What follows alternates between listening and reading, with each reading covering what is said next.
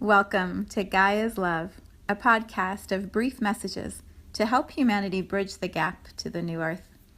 My name is Vivienne Gerard. It is my delight to be a scribe for consciousness today, sharing the wisdom that flows through from Source. Here we go.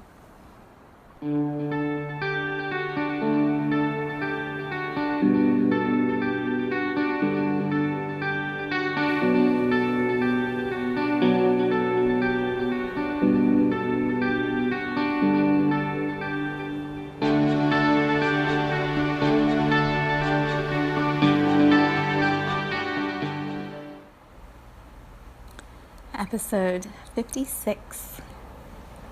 It is a Friday here in Cincinnati, a gorgeous Friday for September. The sky is blue, the sun is shining, it's warm, the leaves are changing color. It's this beautiful fall day, and I have been away from this space for 2 weeks, not what I had planned, and yet that's just the way it all sort of flowed through. So today I arrive in this space steady, learning, growing, and holding the vibration of this word, integration. I was thinking about this earlier in my meditation. This card, the Zen card, came to mind, which I'll read in a moment. So, yeah. I went away 2 weeks ago with a group of my friends who I trust implicitly and who see me and know me and support me and all that I'm here to become. And I thought I was going to connect with the trees, the sequoias, these beautiful, beautiful old trees that just hold such reverent space in California. And so my friend had arranged for us to be at this house for a week, and it was right on the edge of this little river, and then it was 2 miles from the entrance to the Sequoia Park, and all I kept thinking about were the trees. I'm going to see the trees, and I'll have some time with my friends. It'll be wonderful, and the sun will be shining, and it'll be a time to restore and, prepare for the fall and the winter that's arriving. And we got there, and almost immediately I realized, oh wait, this is actually about the friends. This is about being seen and being witnessed and receiving reflections and looking at my gunk and clearing out some things.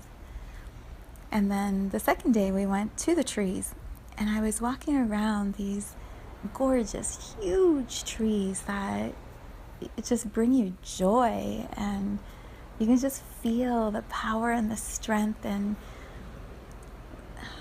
the endurance, the commitment of these trees when you're walking through the groves and walking down the trails, and it's just inspiring and majestic.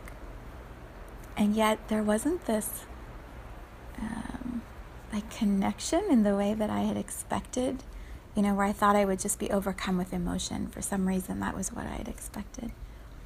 And so we went back and forth to the trees a couple times. In between, while we were at the house, we would go down to this little area in the property that the owners had created, where there was like a little bit of beach sand, and then this beautiful river that flowed through, and all these boulders. And the river water came from up in the mountains. It was cold, but it was pure.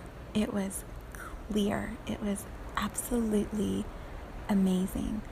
And I'm always a water person anyway. I have a pool that I sit in. I take baths a lot. I love the ocean. This water was different, and I found that the trees couldn't compete with the water.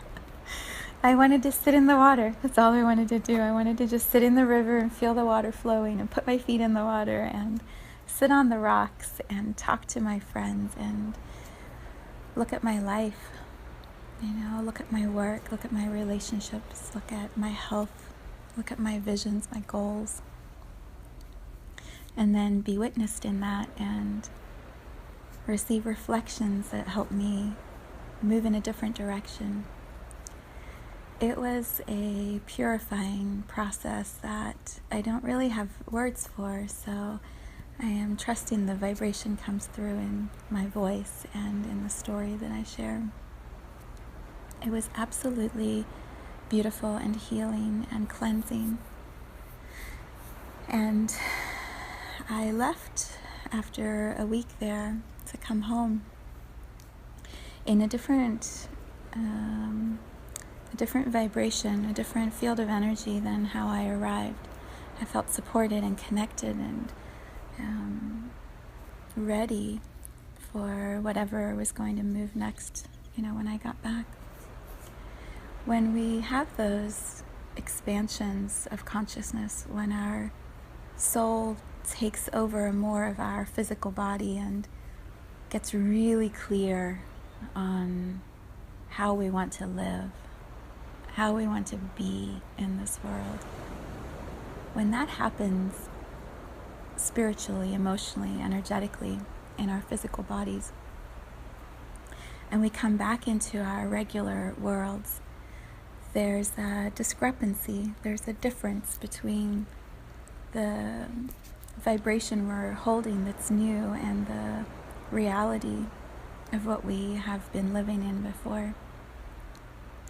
And sometimes we can come back into that space and it's easy and graceful, and everything just sort of settles into a new, softer field. So Esther Hicks talks about this idea of burning down the house. I might have mentioned it before in the podcast. When you go to a conference or a meeting or a retreat and you up-level, as she describes it, or expand, who you are. If you come home and your house is burned down while you were gone, because you are losing everything and you're starting over fresh, you actually end up creating new in your life. You end up becoming more than you possibly could have been if you'd come home after your conference, unpacked your bags, settled back into your regular home and gone about your regular life. That burning down of your house allows you to create something completely new. And this is what the sequoia trees were teaching us. The way that the trees regenerate is these forest fires come through and demolish all of the low-lying bush and brush and trees and burn the insides of these huge sequoias, and somehow they still remain standing because they're so tall and so strong. And then they drop all these new seeds down to the ground, and because the ground is empty and barren, those seeds land and have all the space to begin growing new trees. And so the sequoias are constantly regenerating themselves because of these forest fires, because of the burning down of the house. And that was what Esther Hicks has described, in her conferences, her audios. She talks about when you go home and your house is burned down, you're going to create something new. So I came home from this amazing purification and feeling all this clarity, and immediately the places where I had been out of alignment in my relationships, my work, my health, everything, right? All of those places where I had not been in the highest alignment for my soul start presenting themselves to be cleared or be explored or at least be looked at. And so that is integration. It's the merging of who we're becoming with who we've been, and then finding a way to navigate the difference, to heal the difference, to bring the old into alignment with the new, and the new back into alignment with the old, and then somehow something new gets created. Hopefully something better, something stronger, something more in integrity, more in alignment with the best version of ourselves that we came here to be. And yet, just like the forest fires burning down the trees, there's all that ravaging pain and trauma that happens to the tree. When someone loses their house, when it burns in a fire, there's the devastation, the grief of trying to move through that. And so sometimes when we up-level our consciousness, when we expand who we are, when we allow ourselves to be bigger, more visible, more brilliant, there's a grieving, a loss that we feel from who we used to be, who we knew ourselves to be. And it takes time to sit with all of that and feel it and move through it and be reflected in our relationships and, keep flowing forward, trusting that life is taking us into a new creative field that's even better. So that has been my week, and being in the presence of it, the journey of it, is more important than sharing it. And yet this morning I felt ready.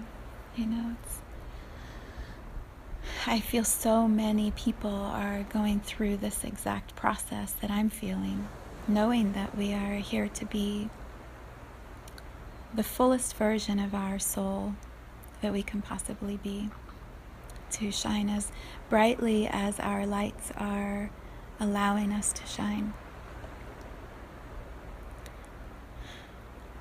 And yet trying to make sense of it as we go.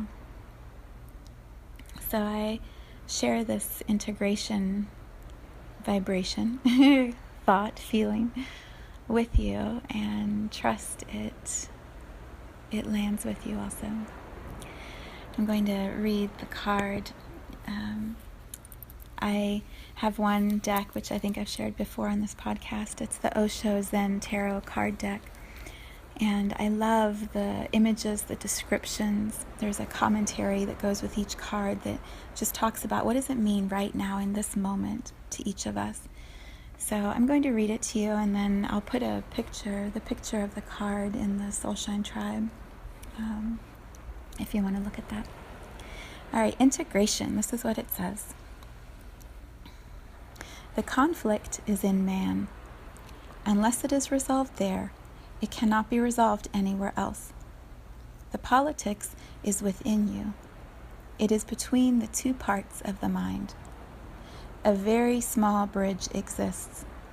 If that bridge is broken through some accident, through some physiological defect or something else, the person becomes split. The person becomes two persons. And the phenomena of schizophrenia or split personality happens. If the bridge is broken, and the bridge is very fragile, then you become two.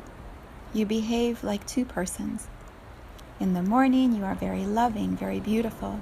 In the evening, you are very angry, absolutely different. You don't remember your morning. How can you remember?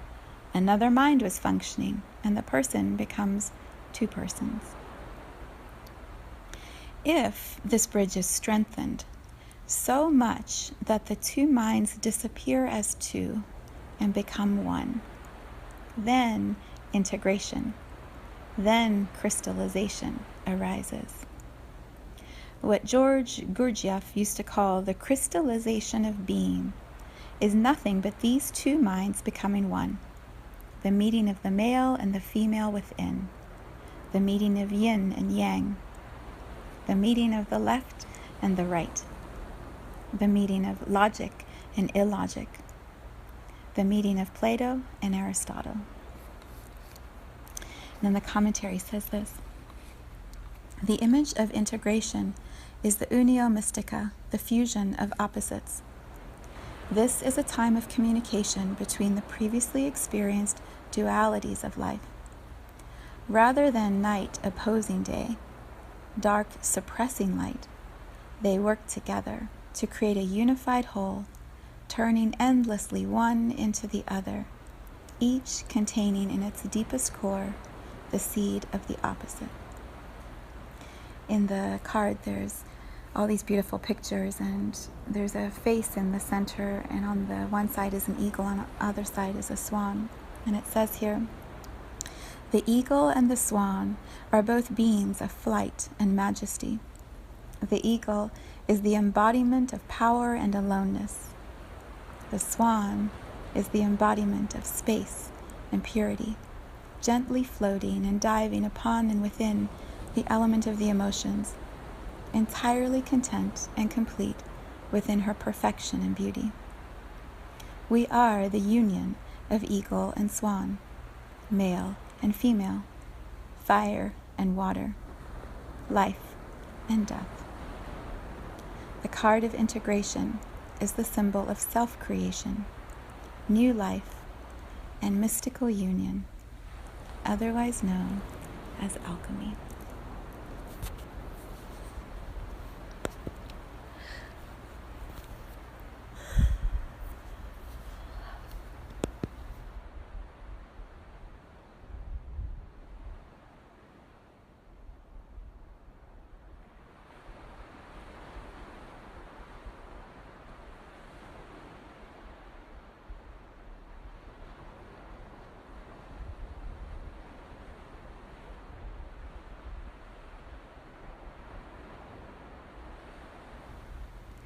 Thank you for tuning in to today's vibration.